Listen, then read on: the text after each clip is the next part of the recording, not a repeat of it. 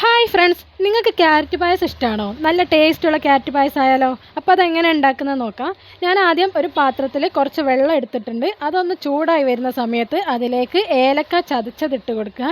ഇനി ഒരു കപ്പ് സാബുനരി ഒന്ന് കഴുകി ഊറ്റി വെച്ചത് അതിലേക്കിട്ട് നല്ലപോലെ ഒന്ന് മിക്സ് ചെയ്തെടുക്കുക. ഇതിട്ടതിന് ശേഷം അതിൻ്റെ അടുത്ത് തന്നെ നിൽക്കണം കേട്ടോ, അല്ലാണ്ട് എങ്ങോട്ടും പൊയ്ക്കാളരുത്. ഇത് ഇടയ്ക്കിടയ്ക്ക് ഇളക്കി കൊടുത്തില്ലെങ്കിൽ ഇത് അടിയിൽ വേഗം പിടിച്ചു പോകും.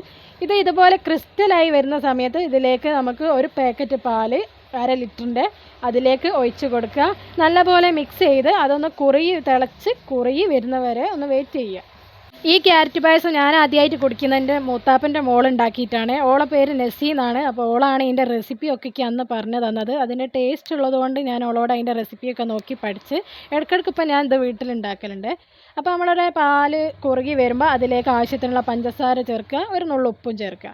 ഇനി ഒരു 200 ഗ്രാം ക്യാരറ്റ് വേവിച്ച് മിക്സിയിൽ ഇതുപോലെ അടിച്ചെടുക്കുക. അത് ഈ പാലിലേക്ക് ഒഴിച്ചിങ്ങനെ ഒന്ന് മിക്സ് ചെയ്തെടുക്കണം. ഈ ഒരു സ്റ്റെപ്പ് എനിക്ക് വളരെ ഇഷ്ടമുള്ളൊരു സ്റ്റെപ്പാണ് കേട്ടോ. എനിക്ക് എന്താ അറിയില്ല, ഇതിങ്ങനെ മിക്സ് ചെയ്യുമ്പോൾ അത് കാണാൻ ഭയങ്കര ഇഷ്ടമാണ്. നിങ്ങൾക്ക് ആർക്കെങ്കിലും ഉണ്ടോ ഇതുപോലെയുള്ള ചില ഇഷ്ടങ്ങൾ? അപ്പം നമ്മുടെ ക്യാരറ്റ് പായസം റെഡിയായി, ഏകദേശം റെഡിയായി. നല്ല ഓറഞ്ച് കളറുള്ള പായസം റെഡി ആയിട്ടുണ്ട്, നല്ല ഭംഗിയില്ലേ കാണാൻ. ഇനി നമുക്ക് ഇതിലേക്ക് കുറച്ച് മിൽക്ക് മെയ്ഡ് ഒഴിക്കേണ്ടതുണ്ട്. ഞാൻ അമൂലിൻ്റെ മിഠായി മേറ്റാണ് എടുത്തിട്ടുള്ളത്.